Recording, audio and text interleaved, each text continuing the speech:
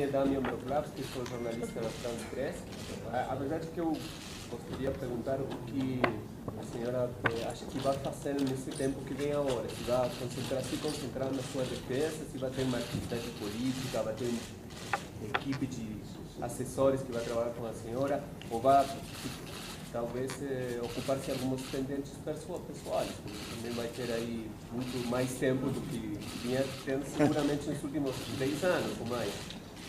Bom, eu acredito o seguinte, sem sombra de dúvida, uma das questões que vai nos mobilizar é a minha defesa, né?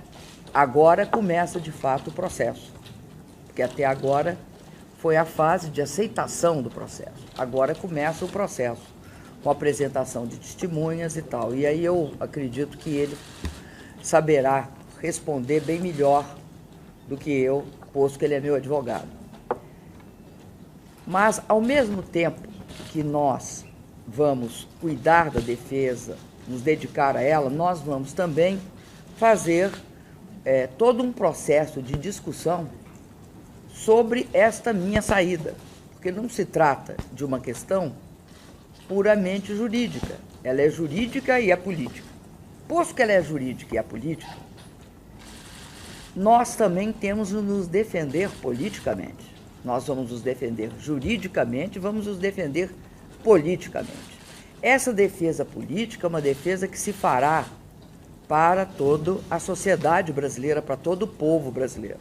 Então eu pretendo sempre que for convidada, que for chamada, eu pretendo comparecer e, de forma transparente, aberta, muito límpida, responder sobre as razões que levam a esse processo, as razões eu tenho uma profunda discordância. Por quê? Porque nós consideramos que não há base jurídica para esse processo e, portanto, este processo de impeachment é um golpe, na medida em que, se a Constituição dos regimes presidencialistas, e o nosso é contempla essa forma de retirada do presidente da República, ela exige, para que isto ocorra, dado que um regime presidencialista não é um regime parlamentarista, exige que haja consistentes provas e acusações de crimes. Uma coisa é você considerar no parlamentarismo que o primeiro-ministro não está adequado porque cometeu tal e tal erro político. E aí o primeiro-ministro pode perfeitamente sofrer um voto de desconfiança e ser retirado. Outra coisa muito diferente. Não, além disso, o primeiro-ministro pode também convocar eleições gerais porque não está de acordo com atitudes do parlamento. Então, há esse duplo fator. Tanto o primeiro-ministro pode ser tirado por voto de desconfiança, como ele pode sair porque há um questionamento dele a respeito da consistência daquele parlamento e, portanto, ele pede eleições gerais por um motivo aí previsto na legislação local.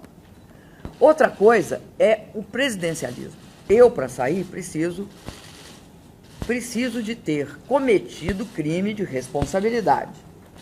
Crime de responsabilidade não é avaliações sobre a gestão. Não são 6 decretos suplementares e uma transferência de plano safra.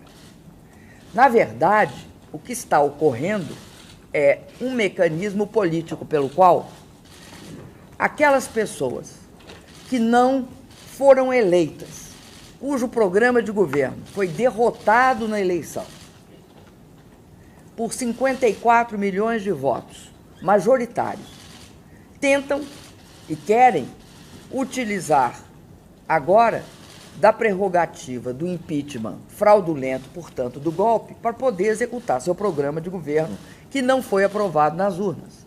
Por quê? O programa que eu defendi, que eu dei suporte, é um programa de continuidade das políticas sociais, da inclusão social, da retomada do crescimento econômico. Agora, só lembro a vocês, nós, há 15 meses, precisamente, sofremos toda a sorte de sabotagem na tentativa de governar. Começaram, primeiro, fazendo duas coisas. A primeira coisa que fizeram, questionaram se os votos tinham sido bem contados. Verificado que os votos tinham sido bem contados, passaram por uma segunda questão. Verificar se as urnas eletrônicas estavam adequadas. Verificado que estavam adequadas, passaram para a tentativa de não me deixar tomar posse no segundo mandato. A partir daí, houve uma sistemática, um sistemático bloqueio. De um lado, um bloqueio. Qual era a estratégia do bloqueio? No momento em que a crise chegara ao Brasil, e mesmo considerando que o Brasil não tinha bolha, o Brasil tinha uma situação externa estável, porque tínhamos 375 e temos bilhões de reservas, talvez tenhamos hoje uns 378, flutua. Nós estávamos enfrentando uma crise e precisávamos de tomar medidas que deviam ser aprovadas pelo Congresso. Sistematicamente, todas as medidas propostas no sentido de sair da crise foram ou invalidadas, ou bloqueadas, ou aceitas só parcialmente. Depois, ocorreu uma terceira coisa, que eu acho importante destacar. Nós estamos no mês de março. Nenhuma das comissões necessárias para fazer funcionar o Congresso foi instalada. Por quem que devia instalar essas comissões? O presidente da Câmara. Então, há um sistemático bloqueio no sentido de fazer o quê? Criar um ambiente propício para o golpe. Qual é o ambiente propício para o golpe? É um ambiente de impasse, de instabilidade criada pelo impasse. Foi isso que foi feito de forma sistemática. Por isso, eu tenho dito que o impeachment é um processo que, na verdade, encobre uma tentativa de chegar indiretamente ao governo ou à presidência da República. Por quê? Porque eles não têm condições de chegar à presidência da República pelo voto direto. Eu queria dizer aqui que muitos outros mecanismos têm sido usados. Sistematicamente, houve vazamentos seletivos. Sistematicamente, tudo que se acusa a nós é aceito. Tudo que se acusa ou se pede investigação da oposição é recusado. Nós estamos preparados para toda sorte de expedientes no sentido de tentar a nossa desmoralização. A mim, tentaram sistematicamente me investigar, viraram do lado dos avessos. Eu nunca tive conta no exterior, não recebo propina, não tenho acusação de mau uso do dinheiro público e todos os 6 decretos e o Plano Safra dizem respeito a ações corriqueiras de governo, cometidas por todos os ex-presidentes. Só para você ter uma ideia do tipo dos 6 decretos, no Fernando Henrique Cardoso foram similares, em torno de 20. No governo do 23, não, ele fez 101 decretos, mas parecidos com o meu, em torno de 20 a 23. No presidente Lula foram 4. Nunca se arguiu essas práticas como crime. Não arguíram naquela época e não vão arguir agora, porque não é crime. Então, a situação é essa. Uma pergunta na linha que... Eu sugiro que ele responda a parte lá. Não, mas só para aclarar, vai viajar pelo exterior, pelo país, pelo nosso país? Não, eu vou viajar pelo Brasil sempre que me chamarem para ir. E também não estou abrindo mão de viajar. Quem me convidar, eu vou avaliar. Se considerar que é adequado, eu vou viajar. para qualquer lugar. Mas gostaria, Presidente, a senhora de parece entrevistar ter com o feito Papa sobre referência. esse tema? Falar com o Papa sobre esse tema? Se o Papa me convidar, você pode ter certeza. Primeiro, porque eu tenho uma imensa admiração pelo Papa. Imensa admiração. Segundo, porque tive a oportunidade, por duas vezes, de ter um relacionamento próximo com ele, que foi quando o Brasil recebeu toda a comitiva da juventude, da Conferência da Juventude, não chama conferência, não, jornada. A Jornada da Juventude, em que ele esteve aqui o Brasil visitando, e quando eu fui, ao ele se tornar Papa, eu fui ao Vaticano e ele me deu ele me recebeu, né, numa entrevista, né, privada, ali no Vaticano. Também eu só tenho o que agradecer a todas as duas vezes. E, ademais, eu acredito que ele está cumprindo um papel importante no mundo, em termos de valores. O que eu acho é que ele é um Papa que está extremamente adequado ao momento que o mundo vive. É um Papa que leva em conta as demandas diferenciadas do século XXI. A questão das mulheres, a questão dos gays, a questão, o fato de que ele não julga as pessoas, a importância que ele dá para a questão de todos aqueles que buscam uma nova pátria na Europa, da democracia. Como a senhora recebeu a decisão do Gilmar Mendes, do ministro, de devolver a PGR, a investigação do AES? Me pareceu que a senhora fez uma referência a isso na sua fala. Eu acho bastante interessante, extremamente interessante. Eu tenho uma pergunta para o advogado. Como é que a senhora avaliou o ministério do presidente interino?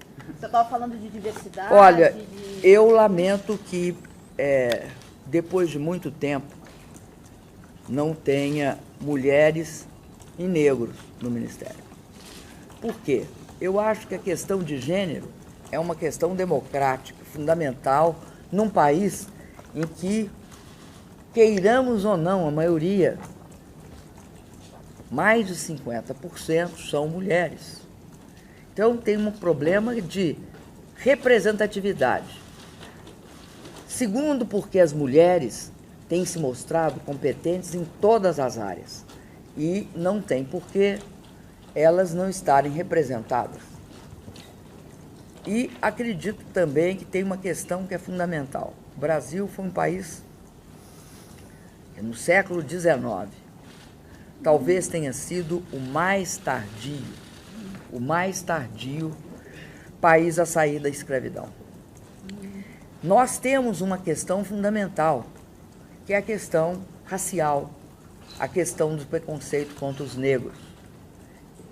E acho também que essa é uma representação importante, porque ela diz respeito a uma parte expressiva da população brasileira. Porque aqui no Brasil, a desigualdade, ela tem feições marcadas. Ela é negra, ela é feminina, ela é infantil e, obviamente, também ela é masculina. Mas negro, mulher, é algo fundamental se você quer, de fato, construir um país inclusivo, não só do ponto de vista social, mas do ponto de vista cultural, do ponto de vista dos direitos humanos. Acho que é um governo que reflete também um lado bastante claro. Vai ser um governo liberal na economia e extremamente conservador na área de cultura, na área social, e está mostrando isso na sua formação. É o que eu acredito. Se vai ser ou não, os próximos dias vão ou confirmar ou rejeitar esta hipótese. Presidente, pessoal que eu perguntei. Eu estou na quarta pergunta, pois é dele. Eu tenho uma pergunta para o advogado. Está esperando que haja apoio da região de O Argentina? que vai acontecer com sua vida pessoal nesse tempo? Eu gostaria de ter pelo menos... Você já perguntou, agora veja os Mas outros. não respondeu. Era a mesma pergunta. Vocês todos concordam com a quarta? Que não, que faltou resposta. Se a gente puder fazer mais duas. Presidente, fica mais um pouquinho com a gente. Olha quantos jornalistas. Vê como é que... As outras 5 são dele. Eu pergunto para o O que advogado. ele está perguntando é se a senhora, o meu colega da TV Argentina, quer perguntar se a senhora... Sei, mas eu estou respondendo Ah, tá primeiro bom. aquela ali. Que é a questão pessoal, né? Sim. Olha, como é que vai ser minha vida pessoal? Eu acredito que, na medida que eu me disponho a discutir com toda a sociedade brasileira, a atender a quem demandar a partir de uma avaliação, a minha presença, eu acho que vou ter não muito tempo para as minhas questões pessoais. Mas eu já aprendi há muito tempo um pouco de malabarismo. Todas as mulheres são meio malabaristas. A gente consegue atender as questões pessoais, consegue atender as questões profissionais e ainda, em muitos casos, as pessoas conseguem ainda ter sua atividade ou política, ou social, ou cultural. Então, eu acredito que eu também tenho condições de, me espelhando nas mulheres, fazer a mesma coisa, me dividir em várias. A senhora acredita que... Não, agora é ele. Agora é ele. Agora é ele. Queria saber se... Assim, pela justiça, né, gente? Somos justos aqui. Mas peraí, ele está fazendo uma pergunta. Está falando aqui, estava uma pergunta aqui. Queria saber se... Esperava agora porque estava justamente em processo. Essa é uma questão que nós vamos tratar a partir de agora. E aí vamos ver o que vai ocorrer. Eu não tenho como aqui fazer hipóteses sobre como é que vão reagir, porque agora é que foi aberto o processo. A senhora citou muito que é uma questão... Não, querida, agora é ele. Agora é Ele, ele. olha, vamos conseguir a hora, então aqui, vai, por favor. Ele, e aí eu encerro. Eu pergunto Mas para E aí vai para o para ele. advogado. Então você pergunta depois para o advogado, por favor. Doutor José, nos últimos tempos eu tenho ouvido... Não, o advogado logo depois. Então agora ela é ela. Bom, perdeu, vocês notaram, agora é ela. A senhora acredita que conseguirá, depois de todo esse processo no Senado, voltar ao seu mandato? E se voltando, o Michel Temer conseguiu formar uma super base agora no Congresso para aprovar, há condições de continuar, de voltar num Congresso como esse, que já se mostrou favorável a ele? Olha, eu acredito que nós vamos ter de lutar para que esta seja uma questão, de fato, como ela é. Como ela é. O que tem hoje no Brasil é um governo provisório, um governo interino e uma presidente eleita por 54 milhões.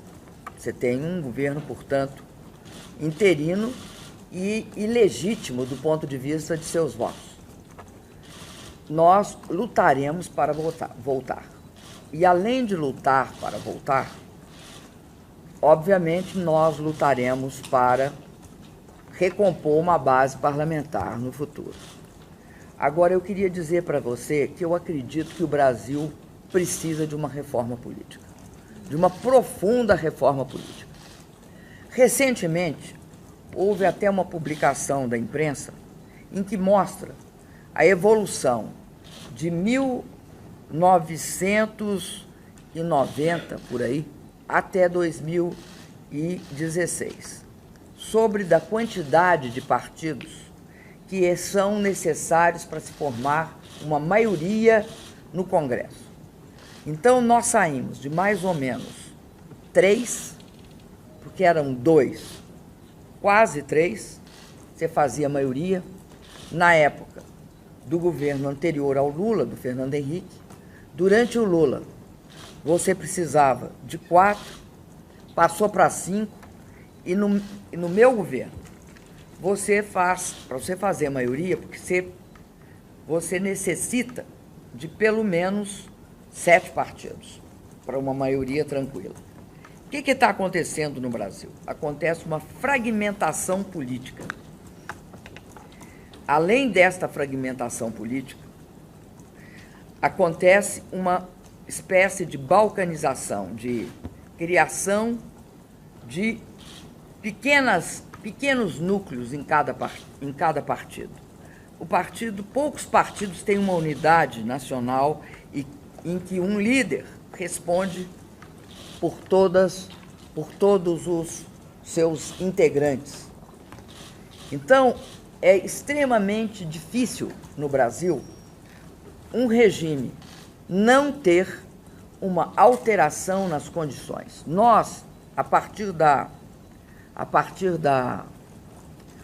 das manifestações de 2013, nós, escutando as vozes das ruas, naquela época, que quero sinalizar que nós passamos por todas aquelas manifestações e jamais tivemos um gesto de repressão, cerceamento ou de impedimento de manifestação de opinião. Existe o risco disso acontecer agora? Eu estou enfatizando isso porque não sei se não existe. Acredito que um governo ilegítimo precisa sempre de mecanismos ilegítimos para se manter no poder. Mas, voltando à minha fala, naquela época, nós propusemos uma Assembleia Constituinte. Depois, como vimos que não tinha a menor chance de ser aprovada, defendemos uma reforma política profunda. Acredito que vai estar na pauta, nos próximos meses e anos no Brasil, esta questão. Seja qual seja o resultado, a questão de uma reforma política profunda é condição para qualquer pessoa de bem dirigir o Brasil. Vamos lá. Agora sim? Agora Pode ser agora? Vamos lá, você. Pois é. Eu tenho, nesses últimos tempos, ouvido mesmo de pessoas muito críticas, comentaristas críticos à voz dos trabalhadores, o presidente elogios ao senhor, que está montando uma defesa muito vigorosa e consistente do presidente do Rousseff. Agora, por outro lado, as posições jurídicas que o senhor trouxe foram sistematicamente derrotadas no STF, para não falar do plenário da Câmara, que é outra característica. Aí eu pergunto, há algum argumento jurídico, melhor que seja, que o senhor acredita que possa ainda fazer qualquer coisa nesse processo? Olha, eu acredito muito convicta naquilo que nós estamos defendendo. O que nós vimos na Câmara e no Senado foram decisões em que os nossos argumentos, não é que eu não diria nem que eles foram desconsiderados, eles foram driblados. Ou seja, não houve respostas para os nossos argumentos. Havia uma decisão política que estava colocada. E era como se você estivesse fazendo uma defesa sem que ninguém minimamente considerasse a necessidade de você ter respostas. E dou alguns exemplos. No caso das pedaladas, ou nos casos em que houve um atraso do pagamento para o Banco do Brasil relativamente ao Plano Safra, uma das questões que nós colocamos reiteradamente foi a questão relativa a qual é o ato que a presidente praticou.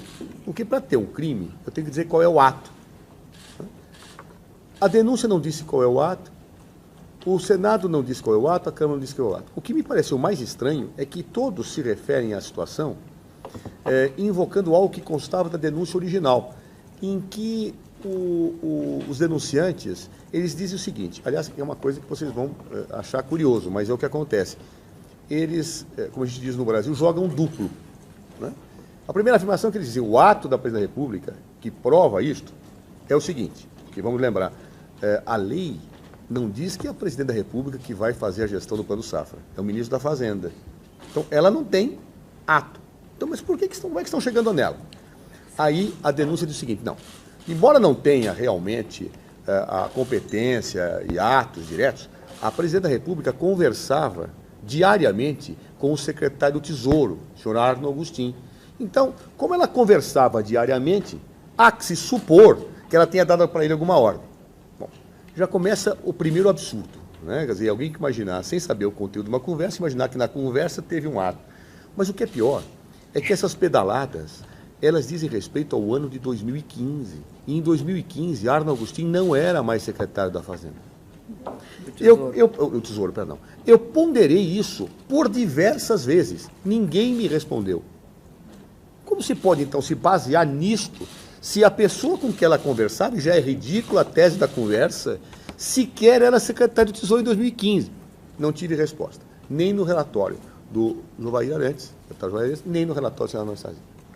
Aí os denunciantes jogavam duplo, como nós dizemos. Eles falaram assim, bom, se você não quiser considerar que dessa conversa saiu uma ordem, o outro dela foi uma omissão.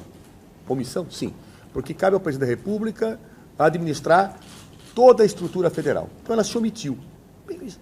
Olha, então, um presidente da República, no Brasil, se alguém roubar um grampeador, né, vai ter um crime de responsabilidade. Como é que o presidente da República pode ter o dom da onisciência, né, para ser responsável por qualquer coisa que aconteça numa administração pública?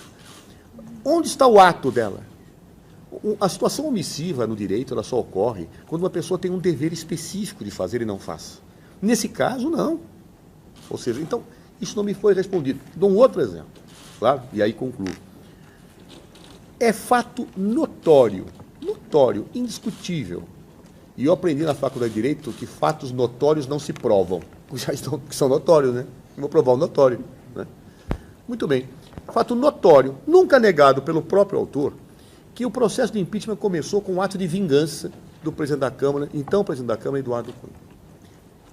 Ele dizia, ameaçava que se o Partido dos Trabalhadores não desse os votos para ele ser absolvido no Conselho de Ética, ele abriria o impeachment. Isso já se falava antes. Quando se comunica a uma nota do Partido dos Trabalhadores dizendo que não votaria com ele, ele imediatamente, horas depois, ou instantes depois, abre o processo de impeachment. Muito bem. O próprio autor da denúncia, professor Miguel Reale, chega a dizer, foi chantagem explícita, o autor da denúncia. Claro, todos os jornais retratam isso, ele não negou, era uma represália em impeachment, etc.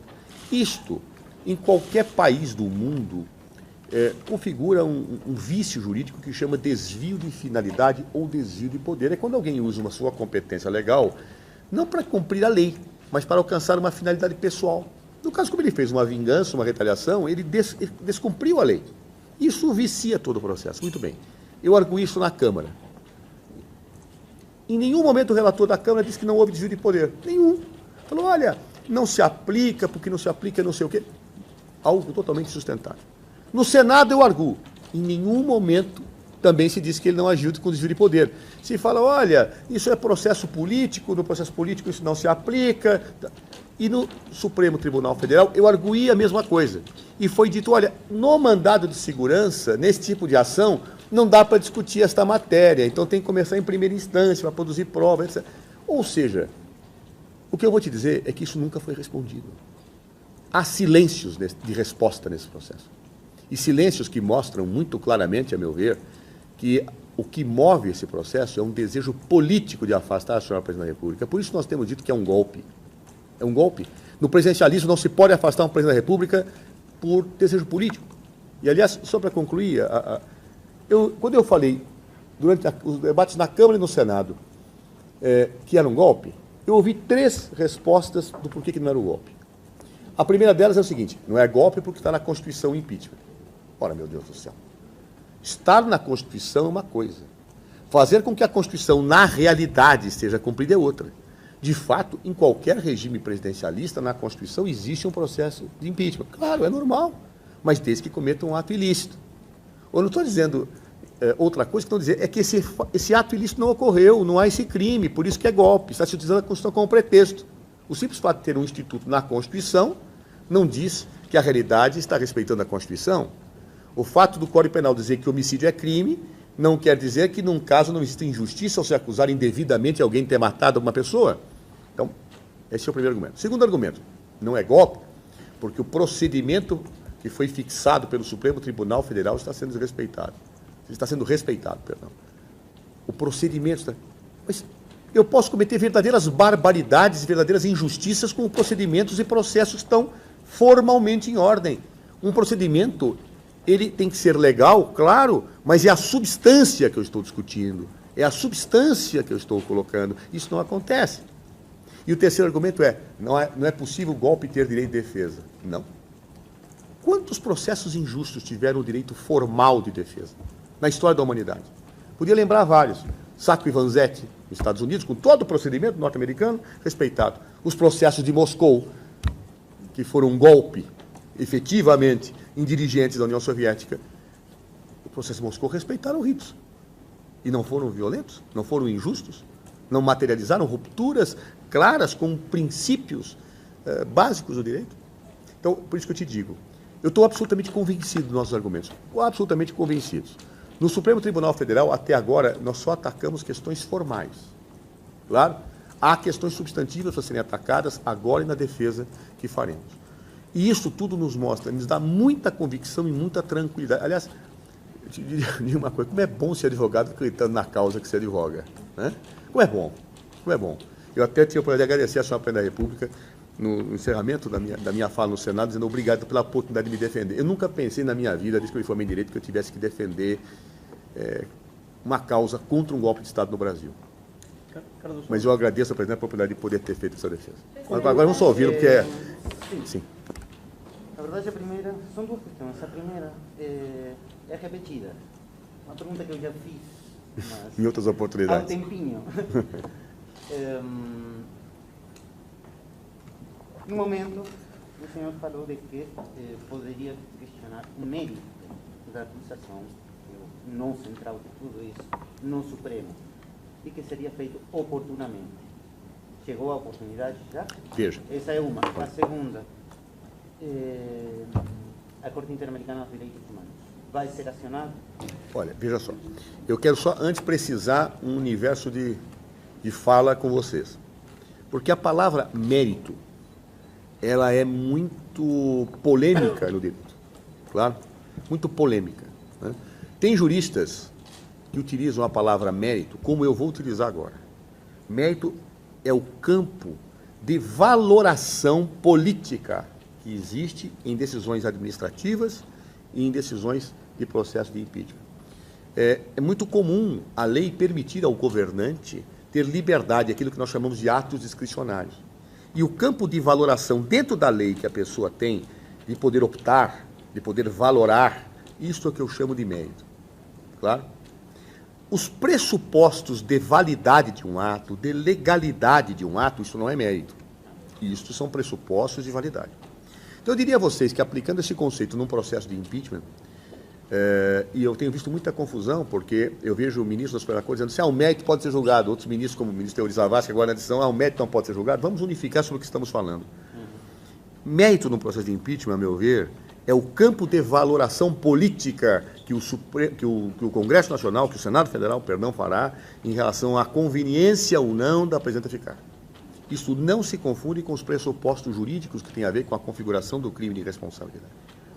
O que eu digo é que haverá um momento em que nós teremos que discutir a justa causa para o impeachment. Se os fatos apontados qualificam uma causa justa, jurídica, não é mérito, não é valoração, causa justa para o processo de impeachment. Então, se é correto que uma operação contábil, como os decretos, ou orçamentária, como os decretos, se é justa a causa para o impeachment, se é correto que um atraso, um simples atraso de pagamento em relação a um plano, como o Plano Safra, se isso é justa a causa para o impeachment. Então, isso nós poderemos discutir no Supremo Tribunal Federal, como vamos discutir agora, nessa fase estrita do processo no Supremo. Haverá um momento em que a defesa entenderá que isso deve ser feito. Claro, eu me reservo o direito de dizer o momento em que faremos isso, porque depende de um acompanhamento processual. Em relação à Corte Interamericana, eu vou te dizer o seguinte, nós, enquanto devem decidir essa matéria, no Brasil, mas eu já soube de parlamentares que, diante de jurisprudência, de decisões da Corte Interamericana de Direitos Humanos, e pelo fato do Brasil estar vinculado a esta Corte, pelo Pacto de San José de Costa Rica, tenderiam a ir àquela Corte. Essa é uma iniciativa de parlamentares, e poderão fazê-lo, porque qualquer cidadão pode efetivamente fazer isso. Da parte da defesa, nós estamos nos concentrando exclusivamente, nesse momento, a questão dos órgãos brasileiros, porque acreditamos que o Poder Judiciário brasileiro e acreditamos que o próprio Senado Federal, uma vez que nós consigamos eliminar esta situação de pretender a análise só pela ótica política, claro, possa efetivamente fazer um julgamento justo ao final desse processo. Cardoso, não acha que subestimaram de algum jeito os elementos políticos desse processo? Porque não se chegou até aqui só pelas pedaladas, pelas questões técnicas, né? Se chegou até aqui por uma confluência de uma crise econômica, de uma crise política, uma crise ética que está, de algum jeito, vinculada mais, talvez pela imprensa, por distintas questões, ao Partido dos Trabalhadores. Não é momento de passar uma luta política para realmente enfrentar as razões verdadeiras do que está acontecendo? Eu diria a você o seguinte, nós não subestimamos a luta política, não. Tá certo? Quer dizer, ao mesmo tempo que nós fazíamos a defesa dos aspectos jurídicos, nós nos empenhávamos na luta política. Ocorre que por uma série de fatores, como você disse, inclusive por uma série de situações que acho que são muito ruins, de traições, de deslealdades, né, que ficaram evidentes nesse processo, nós fizemos com que a decisão política absorvesse inteiramente a jurídica. No fundo, essa decisão do impeachment da Dilma Rousseff poderia ser equivalente a uma moção de censura do parlamentarismo, que ela não tem base jurídica nenhuma. Só que lá o sistema admite. Lá, no parlamentarismo, o chefe de Estado é um, o chefe de governo é outro. Aqui o chefe de Estado e o chefe de governo é uma pessoa só, é o presidente da República. E as instituições exigem estabilização daquele que chefia o Estado e chefia o governo. Então, aqui nesse caso, a dimensão política contaminou a jurídica. E por isso, para justificar, inventaram um monte de pretextos, né? Aliás, um golpe de Estado se faz com armas, muita parte das vezes, mas isso já ficou meio fora de moda fazer com armas. Então, pega mal, né? As pessoas falam, pega mal. Então, é grosseiro, é uma coisa assim, né, que a humanidade hoje já não aceita. Então, o que você faz? Ao invés de fazer isso com armas, você cria um conjunto de situações retóricas jurídicas para justificar um afastamento político que a Constituição do país não admite. Ou seja, por isso que eu acho curioso os argumentos que se dizem que quando não há golpe de Estado no Brasil, sem que demonstrem sequer o ato que a presidenta praticou em uma das acusações que lhe são dirigidas. Não houve um subestimado da parte política. Ele não falou. Pois não. Fazer uma aliança com o PMDB lá atrás foi um erro, olhando agora? Não, veja, eu diria a você o seguinte, você quando faz uma aliança política com forças... Ele tem cara de que sim. A senhora foi um erro, presidente. Eu vou te dizer o seguinte, olha... Eu já respondi as minhas... Eu vou te dizer uma coisa que eu acho, olha. Eu vou me levar ali de uma autora que escreveu um livro fabuloso, embora não falando disso, mas ela dá um ingrediente interessante. Ela escreveu um livro chamado Marcha da Insensatez, né? Barbara Tuchman. E ela diz o seguinte, o que ela entende por sensatez? Aquilo que, no momento em que você decide, você poderia saber que é insensato. Ele fala, não adianta olhar depois. Olhar depois é muito fácil, né? Olha depois e fala, olha, não devia ter feito aquilo, hein? Caiu. Caiu, não dá, tá certo? Então, no momento em que você tem que analisar uma realidade pelo momento em que você faz. E no momento em que você decidiu fazer aliança com o PMDB, todos os ingredientes mostravam isso. O PMDB aceitava o nosso programa de governo, que é um programa com as características que a presidenta deu, se somava esforços, basta pegar os discursos que o PMDB efetivamente fazia à época da campanha eleitoral. Se num dado momento você tem um descolamento por razões que todos aqui presenciaram, acompanharam, eu acho que ninguém jamais poderia prever uma situação desse tipo. Então você dirá, houve um erro? Bom, com os ingredientes em que houve a tomada de decisão naquele momento, eu acho que não. Olhando depois na história, vendo um conjunto de situações, é mais fácil você olhar depois que os fatos já aconteceram. Eu só queria dar uma parte aí. Eu acho que, e juntando com o que ele perguntou, eu acredito que nós estamos diante de uma compreensão nova a respeito do presidencialismo na América Latina. Acho que um conjunto de, principalmente, essa questão de que está fora de moda o golpe militar, ela coloca um problema para todos aqueles regimes que, como o presidencialismo, tem data fixa para iniciar e para acabar. É o descontentamento de grupos, geralmente de grupos das elites políticas e econômicas num país. O que acontece?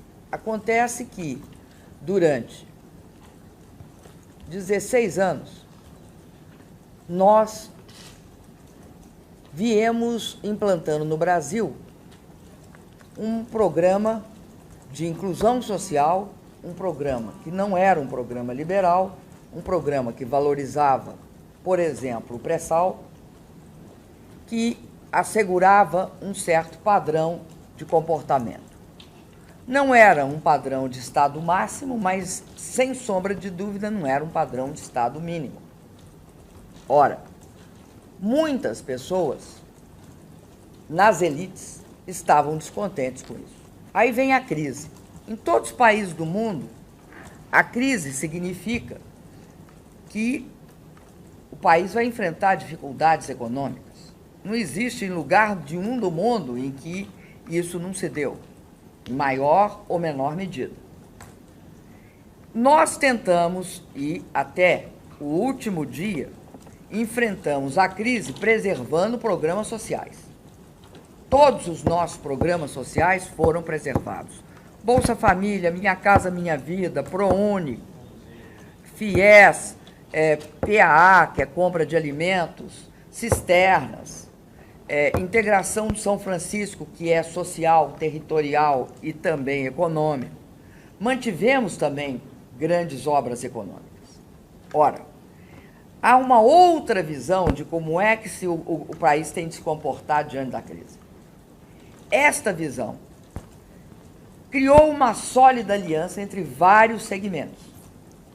Aproveitou-se de um conflito que está caracterizado no Brasil há muito tempo entre executivo e legislativo, e as condições, perceberam condições bastante favoráveis, na medida que havia uma versão dada pela grande imprensa brasileira a respeito da situação.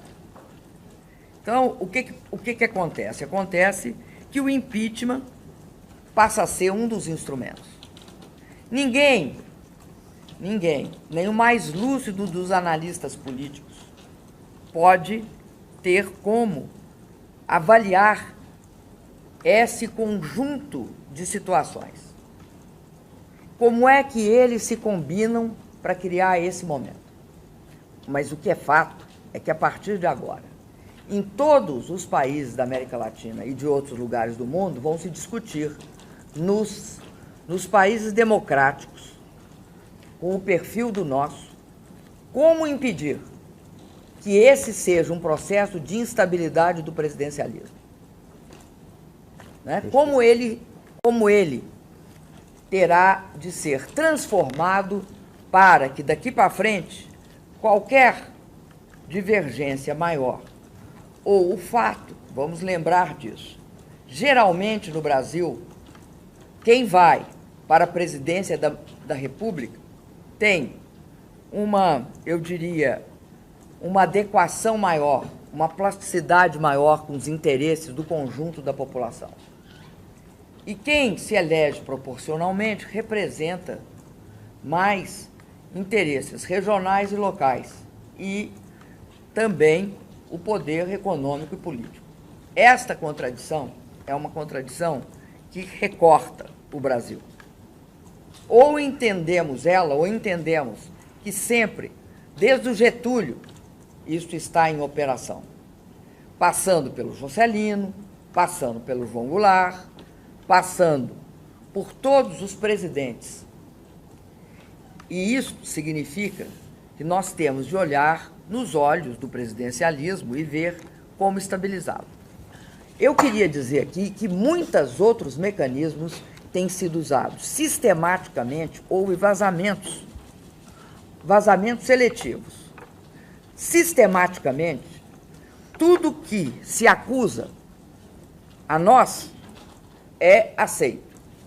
Tudo que se acusa ou se pede investigação da oposição é recusado. Nós estamos preparados para toda sorte de expedientes no sentido de tentar a nossa desmoralização. A mim, tentaram sistematicamente me investigar, viraram do lado dos avessos. Eu nunca tive conta no exterior, não recebo propina, não tenho acusação de mau uso do dinheiro público e todos os 6 decretos e o Plano Safra dizem respeito a ações corriqueiras de governo, cometidas por todos os ex-presidentes. Só para você ter uma ideia do tipo dos 6 decretos, no Fernando Henrique Cardoso foram similares, em torno de 20. No governo do 23, não, ele fez 101 decretos, mas parecidos com o meu, em torno de 20 a 23. No presidente Lula foram 4. Nunca se arguiu essas práticas como crime. Não arguíram naquela época e não vão arguir agora, porque não é crime. Então, a situação é essa.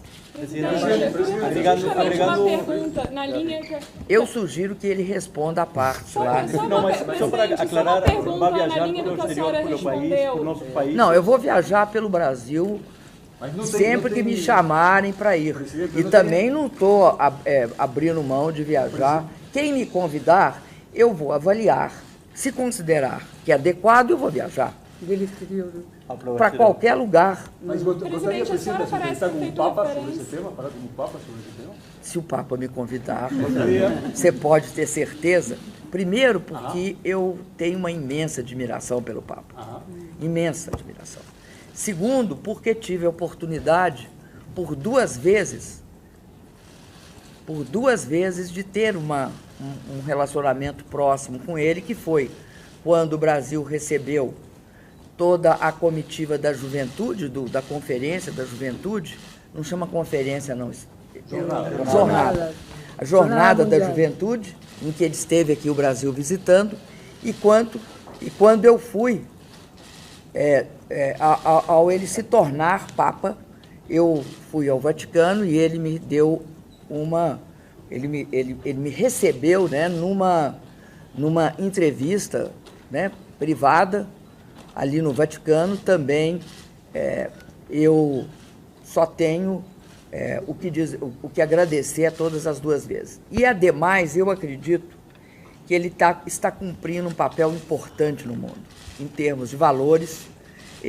O que eu acho é que ele é um Papa que está extremamente adequado ao momento que o mundo vive. É um Papa que leva em conta as demandas diferenciadas do século XXI. A questão das mulheres, a questão dos gays, a questão, o fato de que ele não julga as pessoas, a importância que ele dá para a questão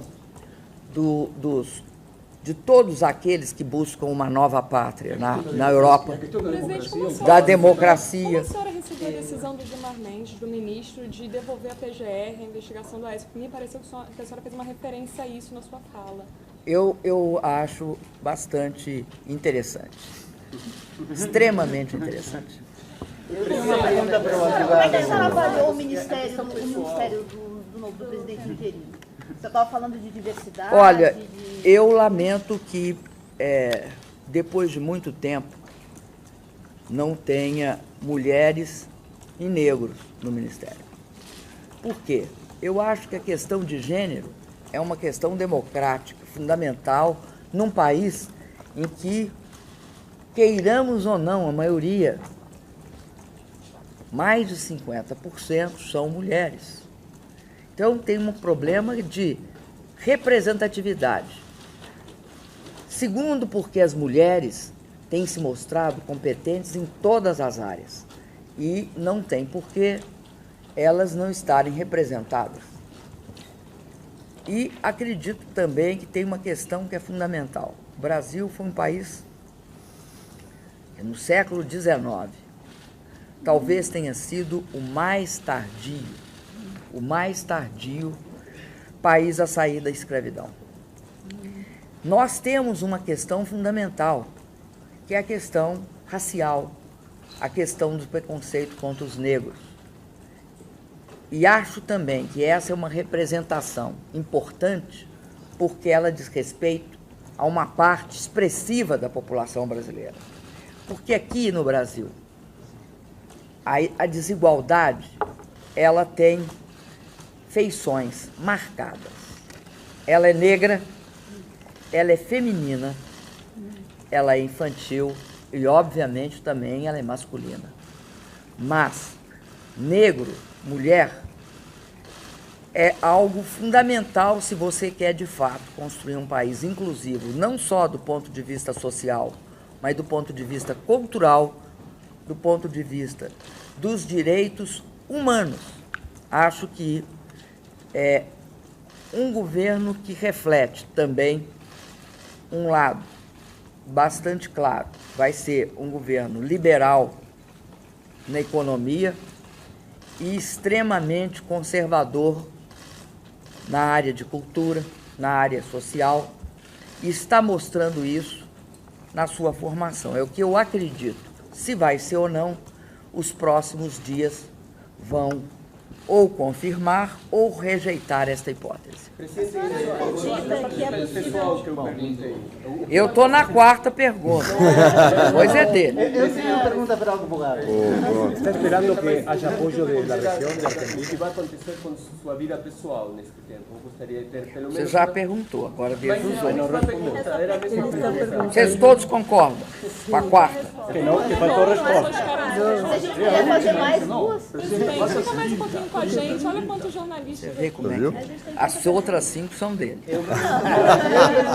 O que ele está perguntando é se a senhora, o meu colega da TV Argentina, quer perguntar se a senhora... Sei, mas eu estou respondendo primeiro tá aquela ali. Que é a questão pessoal, né? Sim. Olha, como é que vai ser a minha vida pessoal? Eu acredito que, na medida que eu me disponho a discutir com toda a sociedade brasileira, a atender a quem demandar a partir de uma avaliação. A denúncia não disse qual é o ato, o Senado não disse qual é o ato, a Câmara não disse qual é o ato. O que me pareceu mais estranho é que todos se referem à situação invocando algo que constava da denúncia original, em que os denunciantes, eles dizem o seguinte, aliás, é uma coisa que vocês vão achar curioso, mas é o que acontece. Eles, como a gente diz no Brasil, jogam duplo, né? A primeira afirmação que eles dizem, o ato da Presidência da República, que prova isto, é o seguinte, que vamos lembrar, a lei não diz que é a Presidente da República que vai fazer a gestão do Plano Safra, é o Ministro da Fazenda. Então, ela não tem ato. Então, mas por que como é que estão chegando nela? Aí, a denúncia diz o seguinte, não, embora não tenha realmente a competência e atos diretos, a Presidente da República conversava diariamente com o secretário do Tesouro, o senhor Arno Agustin. Então, como ela conversava diariamente, há que se supor que ela tenha dado para ele alguma ordem. Bom, já começa o primeiro absurdo, né? Quer dizer, alguém que imaginar, sem saber o conteúdo de uma conversa, imaginar que na conversa teve um ato. Mas o que é pior é que essas pedaladas, elas dizem respeito ao ano de 2015. E em 2015, Arno Agustin não era mais secretário da Fazenda. O Tesouro, perdão. Eu ponderei isso por diversas vezes. Ninguém me respondeu. Como se pode, então, se basear nisto, se a pessoa com que ela conversava, e já é ridícula a tese da conversa, sequer era secretário do Tesouro em 2015? Não tive resposta. Nem no relatório do Jovair Arantes, nem no relatório do senador Anastasia. Aí os denunciantes jogavam duplo, como nós dizemos. Eles falavam assim, bom, se você não quiser considerar que dessa conversa saiu uma ordem, o ato dela foi uma omissão. Omissão? Sim. Porque cabe ao Presidente da República administrar toda a estrutura federal. Então ela se omitiu. Olha, então, um Presidente da República, no Brasil, se alguém roubar um grampeador, né, vai ter um crime de responsabilidade. Como é que o Presidente da República pode ter o dom da onisciência, né, para ser responsável por qualquer coisa que aconteça numa administração pública? Onde está o ato dela? A situação omissiva no direito, ela só ocorre quando uma pessoa tem um dever específico de fazer e não faz. Nesse caso, não. Ou seja, então, isso não me foi respondido. Dou um outro exemplo, claro, e aí concluo.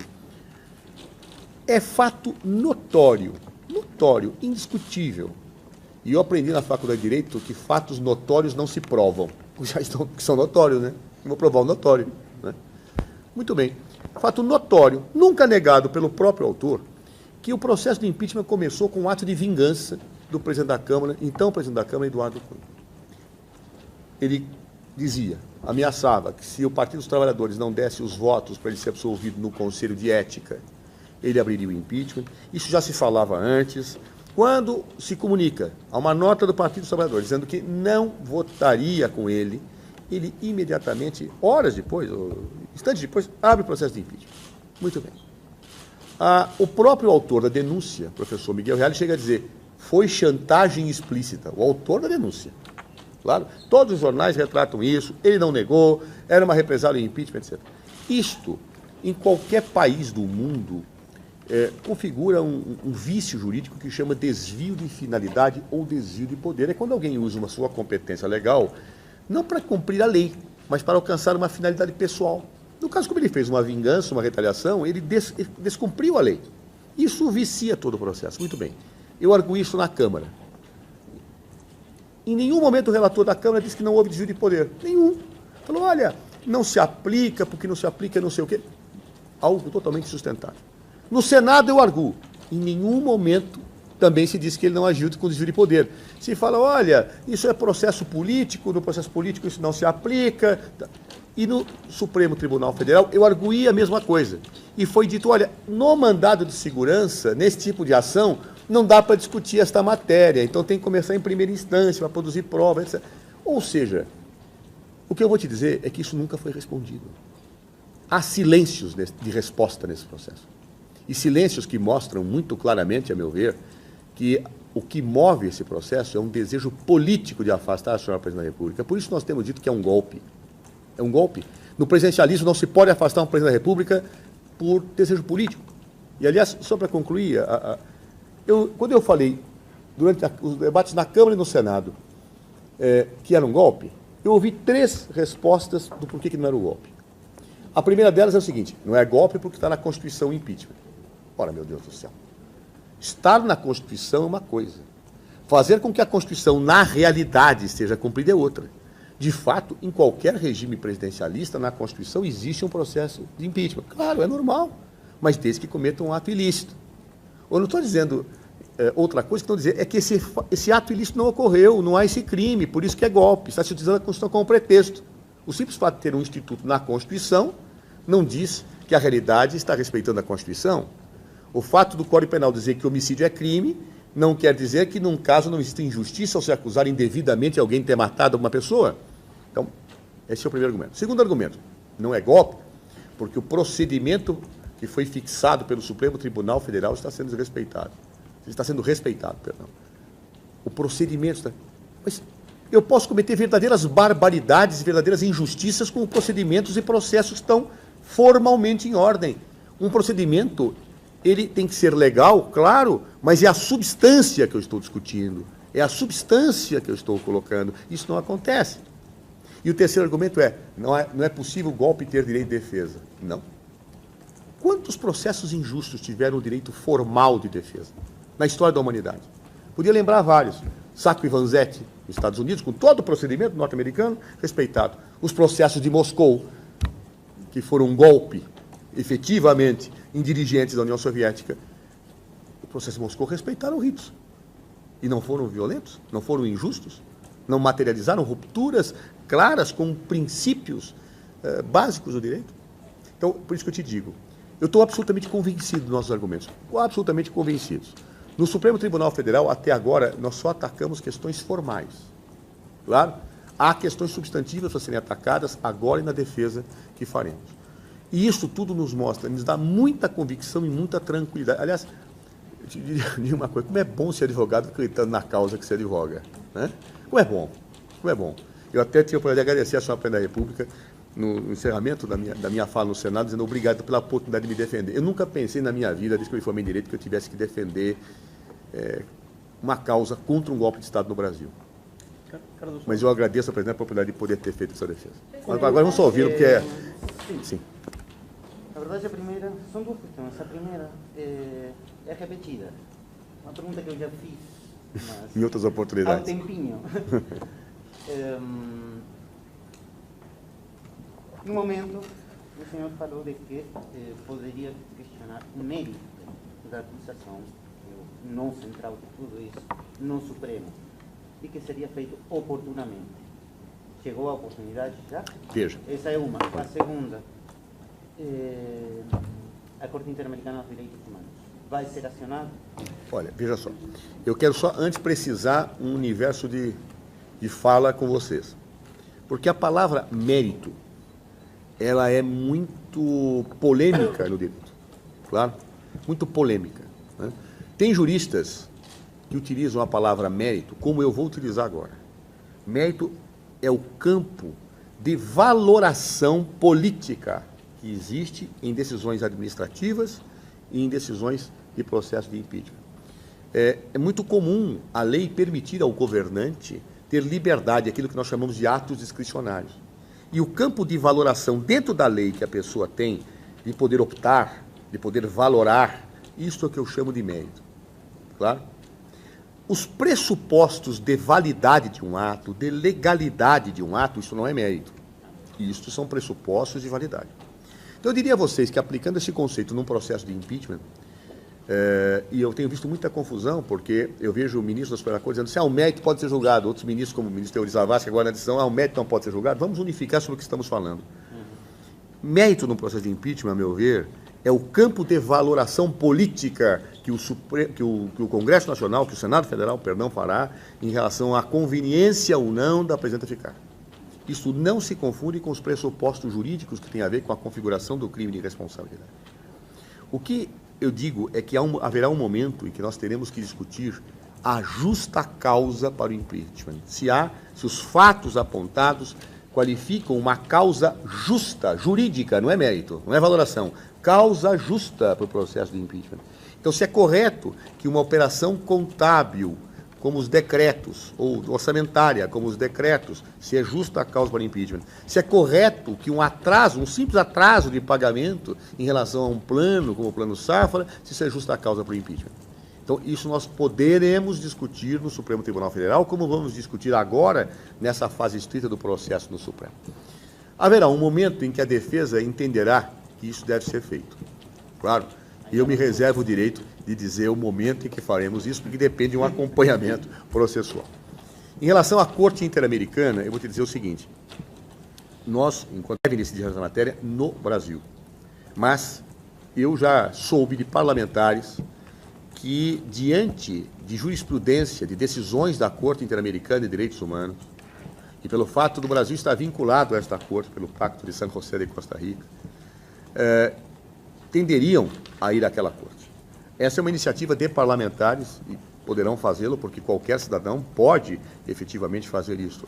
Da parte da defesa, nós estamos nos concentrando exclusivamente, nesse momento, a questão dos órgãos brasileiros, porque acreditamos que o Poder Judiciário brasileiro e acreditamos que o próprio Senado Federal, uma vez que nós consigamos eliminar esta situação de pretender a análise só pela ótica política, claro, possa efetivamente fazer um julgamento justo ao final desse processo.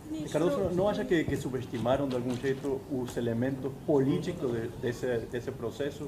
Porque não se chegou até aqui só pelas pedaladas, pelas questões técnicas, né? Se chegou até aqui por uma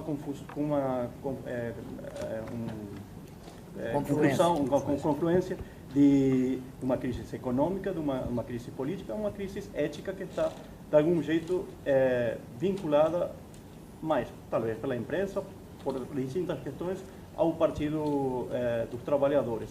Não é momento de passar uma luta política para realmente enfrentar as razões verdadeiras do que está acontecendo? Eu diria a você o seguinte: nós não subestimamos a luta política, não. tá certo? Quer dizer, ao mesmo tempo que nós fazíamos a defesa dos aspectos jurídicos, nós nos empenhávamos na luta política.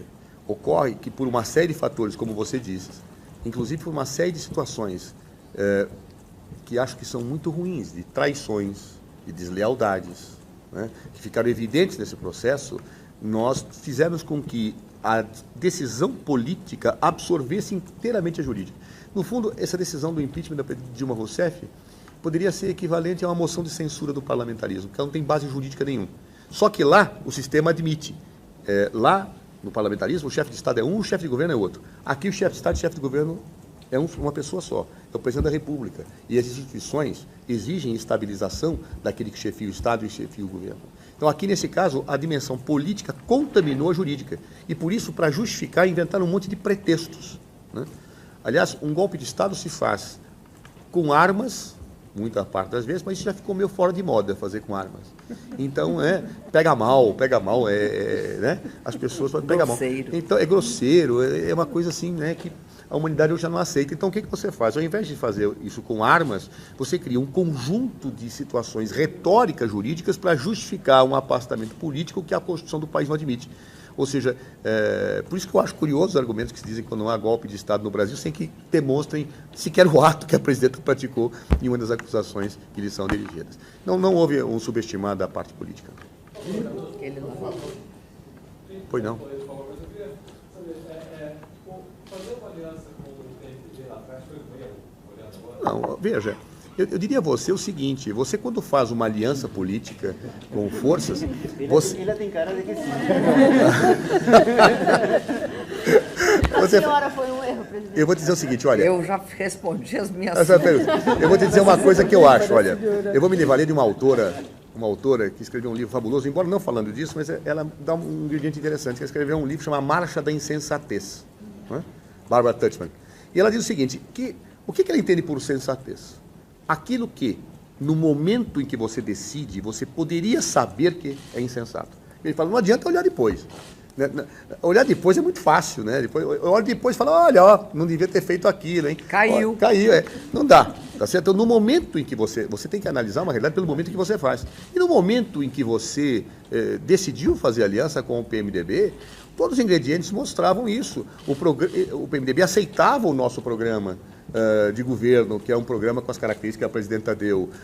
Se somava esforços, basta pegar os discursos que o PMDB efetivamente fazia à época da campanha eleitoral. Se num dado momento você tem um descolamento por razões que todos aqui presenciaram, acompanharam, eu acho que ninguém jamais poderia prever uma situação desse tipo. Então você dirá, houve um erro? Bom, com os ingredientes em que houve a tomada de decisão naquele momento, eu acho que não.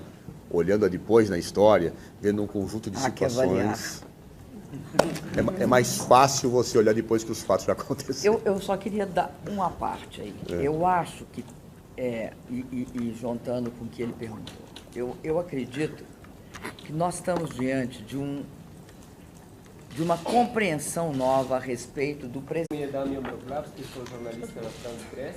A verdade é que eu gostaria de perguntar o que a senhora acha que vai fazer nesse tempo que vem agora. Se vai se concentrar na sua defesa, se vai ter uma atividade política, vai ter uma equipe de assessores que vai trabalhar com a senhora, ou vai talvez ocupar-se de alguns pendentes pessoais, porque também vai ter aí muito mais tempo do que vinha tendo seguramente nos últimos 10 anos ou mais.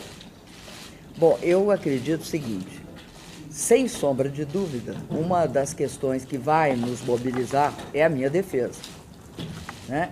Agora começa de fato o processo, porque até agora foi a fase de aceitação do processo, agora começa o processo, com apresentação de testemunhas e tal. E aí eu acredito que ele saberá responder bem melhor do que eu, posto que ele é meu advogado.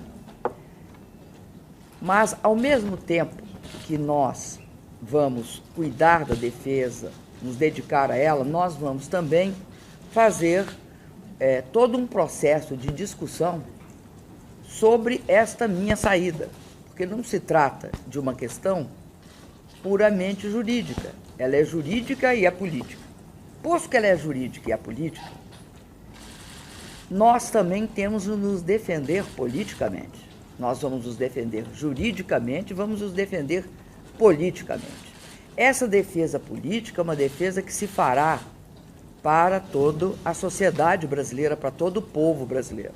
Então, eu pretendo sempre que for convidada, que for chamada, eu pretendo comparecer e, de forma transparente, aberta, muito límpida, responder sobre as razões que levam a esse processo, as razões eu tenho uma profunda discordância. Por quê?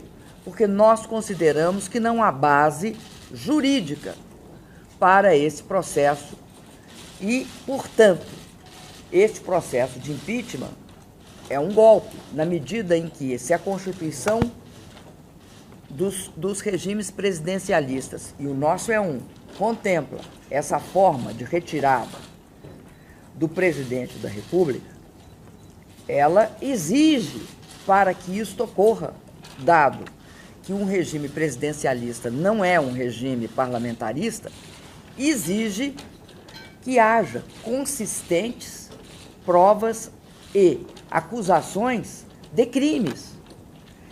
Uma coisa é você considerar no parlamentarismo que o primeiro-ministro não está adequado porque cometeu tal e tal erro político. E aí, o primeiro-ministro pode perfeitamente sofrer um voto de desconfiança e ser retirado. Outra coisa, muito diferente, além disso, o primeiro-ministro pode também convocar eleições gerais, porque não está de acordo com atitudes do parlamento. Então, há esse duplo fator. Tanto o primeiro-ministro pode ser tirado por voto de desconfiança, como ele pode sair porque há um questionamento dele a respeito da consistência daquele parlamento e, portanto, ele pede eleições gerais por um motivo aí previsto na legislação local. Outra coisa é o presidencialismo. Eu, para sair, preciso de ter cometido crime de responsabilidade. Crime de responsabilidade não é avaliações sobre a gestão. Não são 6 decretos suplementares e uma transferência de plano safra.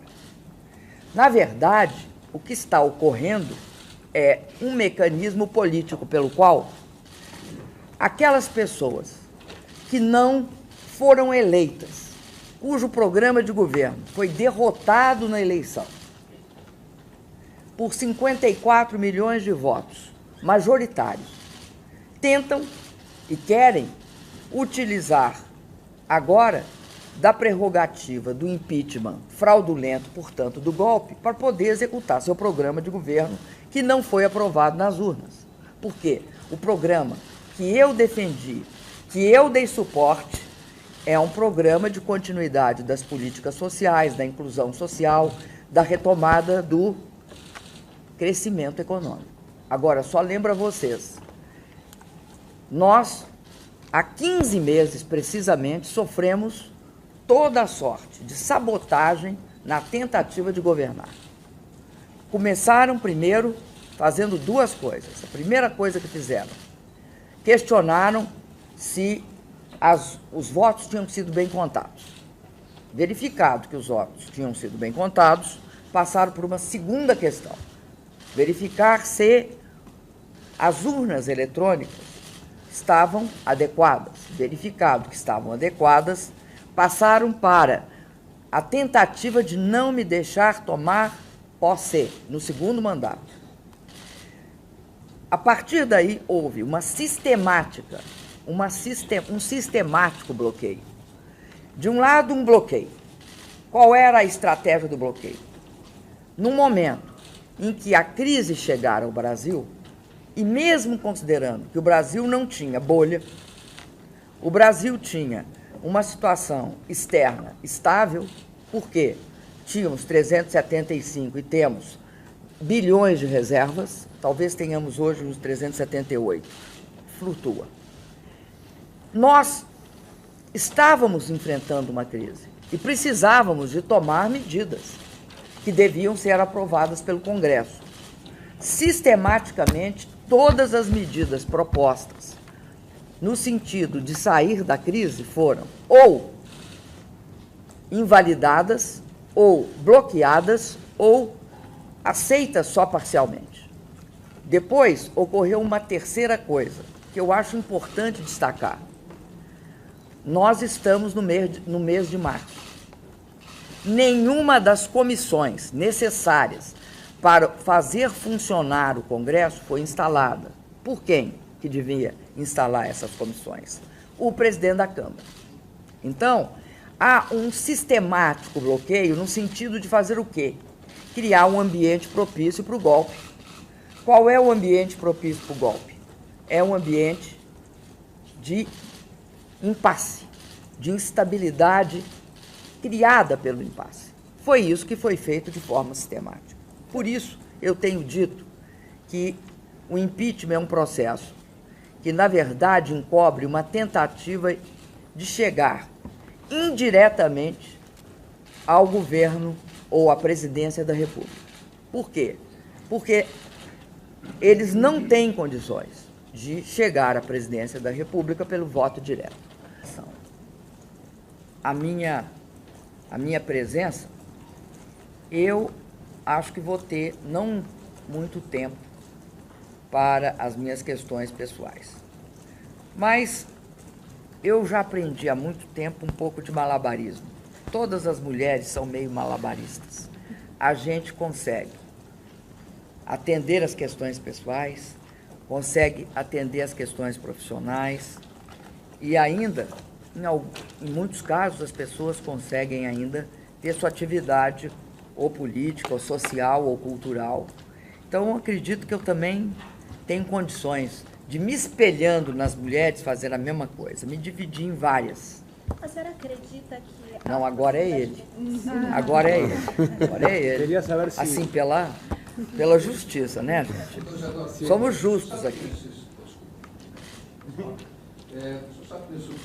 Está falando aqui, estava uma pergunta aqui. Queria saber se... Esperava agora porque estava justamente em processo. Essa é uma questão que nós vamos tratar a partir de agora. E aí vamos ver o que vai ocorrer. Eu não tenho como aqui fazer hipóteses sobre como é que vão reagir, porque agora é que foi aberto o processo. A senhora citou muito que é uma questão Não, querida, agora é ele. Agora é ele. Olha, vamos conseguir a hora, então aqui, por favor. Ele, e aí eu encerro. E aí vai para ele. Então você pergunta depois para o advogado, por favor. Doutor Eduardo, nesses últimos tempos eu tenho ouvido... Não, o advogado logo depois. Então agora ela é ela. Bom, perdeu, vocês notaram, agora é ela. A senhora acredita que conseguirá, depois de todo esse processo no Senado, voltar ao seu mandato? E se voltando, o Michel Temer conseguiu formar uma super base agora no Congresso para aprovar, há condições de continuar, de voltar num Congresso como esse, que já se mostrou favorável a ele? Olha, eu acredito que nós vamos ter de lutar para que esta seja uma questão, de fato, como ela é. Como ela é. O que tem hoje no Brasil é um governo provisório, um governo interino e uma presidente eleita por 54 milhões. Você tem um governo, portanto, interino e ilegítimo do ponto de vista de seus votos. Nós lutaremos para voltar. E além de lutar para voltar, obviamente nós lutaremos para recompor uma base parlamentar no futuro. Agora, eu queria dizer para você que eu acredito que o Brasil precisa de uma reforma política, de uma profunda reforma política. Recentemente, houve até uma publicação da imprensa em que mostra a evolução de 1990, por aí, até 2016, sobre da quantidade de partidos que são necessários para se formar uma maioria no Congresso. Então, nós saímos de mais ou menos 3, porque eram 2, quase 3, você fazia a maioria. Na época do governo anterior ao Lula, do Fernando Henrique, durante o Lula, você precisava de 4, passou para 5, e no meu governo, para você fazer a maioria, porque você necessita de pelo menos 7 partidos para uma maioria tranquila. O que está acontecendo no Brasil? Acontece uma fragmentação política. Além desta fragmentação política, acontece uma espécie de balcanização, de criação de pequenos núcleos em cada partido. Poucos partidos têm uma unidade nacional em que um líder responde por todos os seus integrantes. Então, é extremamente difícil no Brasil um regime não ter uma alteração nas condições. Nós, a partir das manifestações de 2013, nós, escutando as vozes das ruas, naquela época, porque quero sinalizar que nós passamos por todas aquelas manifestações e jamais tivemos um gesto de repressão, cerceamento ou de impedimento de manifestação de opinião. Existe o risco disso acontecer agora?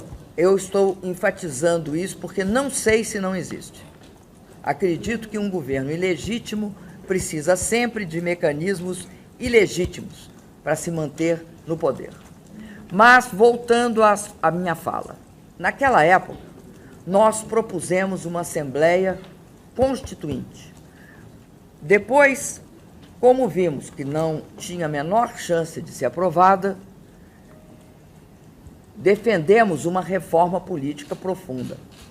Acredito que vai estar na pauta, nos próximos meses e anos no Brasil, é esta questão. Seja qual seja o resultado, a questão de uma reforma política profunda é condição para qualquer pessoa de bem dirigir o Brasil. Vamos lá. Agora sim? Agora Pode ser agora? Vamos lá, você. Pois é. Eu tenho, nesses últimos tempos, ouvido mesmo de pessoas muito críticas, comentaristas críticos à voz dos trabalhadores, o presidente elogios ao senhor, que está montando uma defesa vigorosa e consistente do presidente do século. Agora, por outro lado, as posições jurídicas que o senhor trouxe foram sistematicamente derrotadas no STF, para não falar do plenário da Câmara, que é outra característica. Aí eu pergunto, há algum argumento jurídico, melhor que seja, que o senhor acredita que possa ainda fazer qualquer coisa nesse processo? Olha, eu acredito muito convicta naquilo que nós estamos defendendo. O que nós vimos na Câmara e no Senado foram decisões em que os nossos argumentos, não é que eu não diria nem que eles foram desconsiderados, eles foram driblados.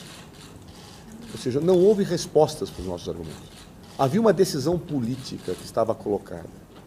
E era como se você estivesse fazendo uma defesa sem que ninguém minimamente considerasse a necessidade de você ter respostas. E dou alguns exemplos. No caso das pedaladas, ou nos casos em que houve um atraso do pagamento para o Banco do Brasil relativamente ao Plano Safra, uma das questões que nós colocamos reiteradamente foi a questão relativa a qual é o ato que a presidente praticou. Porque para ter um crime, eu tenho que dizer qual é o ato.